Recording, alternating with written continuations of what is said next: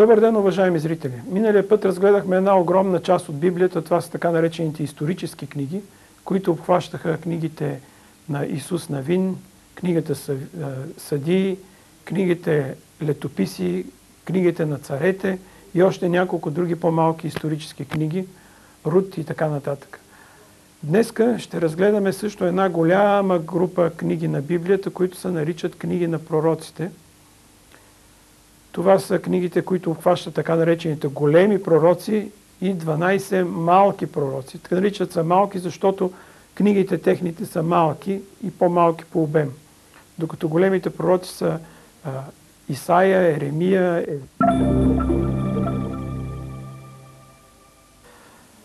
Малките пророци са в, така да се каже, последната част на Стария завет, което се доближава вече до Новия завет. Има една друга група книги в Библията, това са поетичните книги. Те са книгите, които представляват песни, например псалмите, това са записани песни на различни юдейски царе. Книгите на притчите, където Соломон изказва своята мъдрост, това е една също от поетичните книги. Книгата Песен на песните, където по един поетичен начин се възпява любовта между мъжа и жената, а и в известна степен се символизира любовта на Исус Христос спрямо Неговата църква. Също така имаме и най-старата книга на Библията, това е книгата на Йов, която е също от така наречените поетични книги. Сега обаче ще се занимаваме с последната ни лекция от Стария завет и ще разгледаме така наречените пророчески книги. Но нека да разбереме какво е пророк. Представете си, че Бог иска да каже нещо на хората. Той иска да изрази някакво слово. Логос, на гръцки информация. Това слово, тази информация, този логос, той го дава на една личност, която се нарича пророк.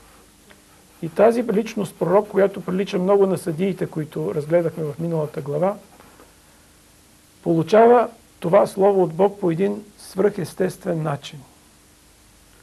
И този пророк от тук нататъка довежда до знание тази Божия воля на своя народ и го напътства как трябва да живее и в частност на царя и на властелина на своя народ. Това е пророк. В Новия завет вече пророците са хора, които говорят директно Божието Слово, които тълкуват и разясняват на хората тази Библия. Но в Стария завет това бяха хора, които получаваха от Бог Слово и го предаваха от тук нататък. Техните книги са тези книги, за които ви говорих до сега. В пророческите книги се говори за големи катаклизми в историята на юдейския народ, а както и в историята на израелския народ. Например, пророк Исаия предсказва унищожението на Израел и завеждането на Израел под асирийско владичество.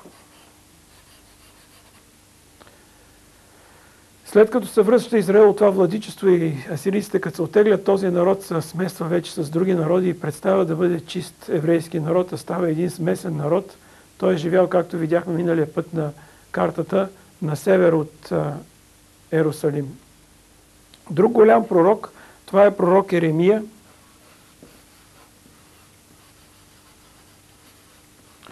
Той свидетелства, че юдейският народ ще бъде покорен от Вавилон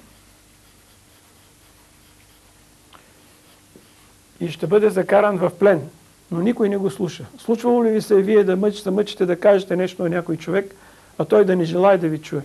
Да се мъчите да го предпазите от нещо, което е страшно, а той да не желае да ви чуе? Това е по-голямата съдба на всички тези пророци в еврейския народ. Те непрекъснато се мъчили да подскажат нещо на хората, да им кажат Божието Слово, но не са били са слушали и не са били чути въобще. Това е една трагедия. Всичките тези книги са изпълнени с голяма депресия, с голяма мъка и с много страшни пророчества от страна на Бог спрямо Неговия народ. Но народа не слуша.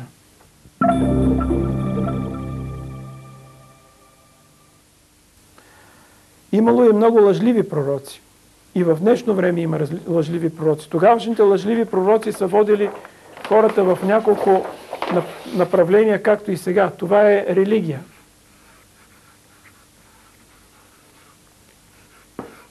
Религия в смисъл на едно практикуване на някаква вяра, без тя да има съдържание. Разбирате ли? Все едно, както някой може да отиде и да запали една свеж в храма, без да отдава никакво значение на това, просто да използва като ритуал и без да влага нищо в това. Или някой може да си чете Библията само като някакво задължение или да ходи на някаква църква само като задължение, без да влага в това нещо съдържание. Имало е и такива пророци в Стария Завет, които дори са учили народа да се покланя на чужди богове. Имаме втора група фалшиви пророци в наше време. Това е нова ера. Това е цялата езотерика, това е окултизъма, това са силите, които се занимават с неща, които Бог не допуска да се занимаваме.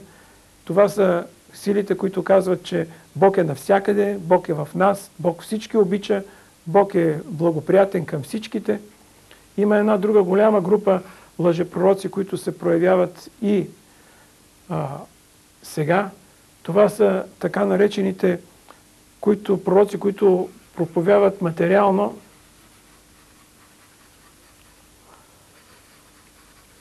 благосъстояние. Лъжливи чудеса, които карат хората да се осланят на чувствата си, а не на Божието Слово, които обещават на хората богатство, изцеление, власт, а същевременно това не става и мъкнат през себе си големи множества, които им вярват. Така е било тогава и в Израел. Бог не го обича нищото, цяло всичко това нещо. И задачата на истинските пророци е била да разобличава тези лъжливи пророци. Това ще го прочетете в Библията. Има и една друга причина, поради която тези пророци са съществували на тази земя. Идването на Исус Христос не е просто едно случайно идване, понеже на Бог така му е хрумнало да слезе на земята. Всичко това е било пророкувано в Библията и най-много пророчества за идването на Исус Христос имаме в пророческите книги, както и в другите книги, разбира се. Но в целия Стар Завет имаме над 300 пророчества за идването на Исус Христос, които са се изпълнили до сега повече от 90%. Аз едно време си виках, той Исус Христос, като иска да изглежда като Бог, той може просто така да направи, че самия той да направи пророчествата, ушким реални, да ги изпълни и един вид да дойде на земята, все едно, че той е Бог и все едно, че той изпълнява пророчествата. Не може така, защото твърде много пророчества са се изпълнили. Такива, които не са зависели от самия Исус Христос. Например, защо Юда го продава за 30 сребърника? Кой може да накара Юда точно тая цена да поиска? Или защо се ражда по свръхестествен начин от Мария, чрез Святия Дух? Или защо, например, стражата, която го разпъва, хвърля жребий за дрехите му, това, което се пророкува в Стария Завет. И така, една от задачите на тия пророчески книги е да пророкува идването на Спасителя. Идването на Спасителя не е нещо случайно.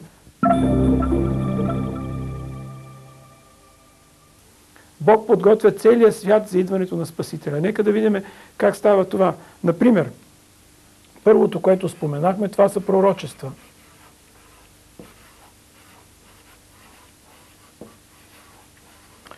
Които се изпълняват в цялата Библия.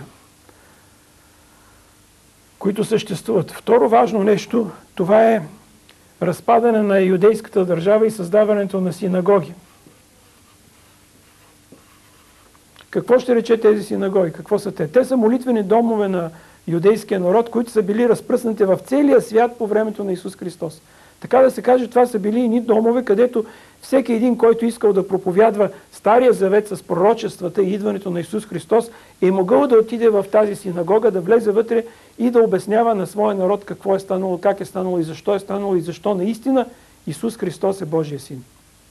Друго важно нещо, това са, така да се каже, социалния аспект, езика. В цялата Римска империя по времето на идването на Исус Христос официалният език, езика на по-високата класа, езика, който е бил литературния, е бил гръцки. И човек е можел навсякъде да се разбере на гръцки. Целият Нов Завет, например, е написан на гръцки език и то в момента говоримия гръцки език по това време. И четвърто важно условие, което е било създадено от Бог тогава, това са били пътища или общо комуникация. Римската империя е направила възможно пътуването. Преди това е било невъзможно пътуването просто ей така от град на град. Дори е имало кораби, които са се движили постоянно по определена линия между Близки изток и Рим или Близки изток и Гърция. И, така да се каже, е била изградена една транспортна система. Било изградено едно общество с всичките си правни закони и необходимости, за да може да се разпространява едно учение, една идея. Това са предпоставките, които Господ създава на земята, въпреки че ние може да мислим, че те са възникнали съвсем случайно, но аз мисля, че не са случайно и подготвят пътя за идването на Месия, за появяването на Спасителя на тази земя. От следващата лекция започваме да разглеждаме Новия Завет и се надявам, че ще слушате внимателно, защото там има много интересни неща, които касаят всеки един от нас лично и съвсем сърдечно. Благодаря ви за вниманието.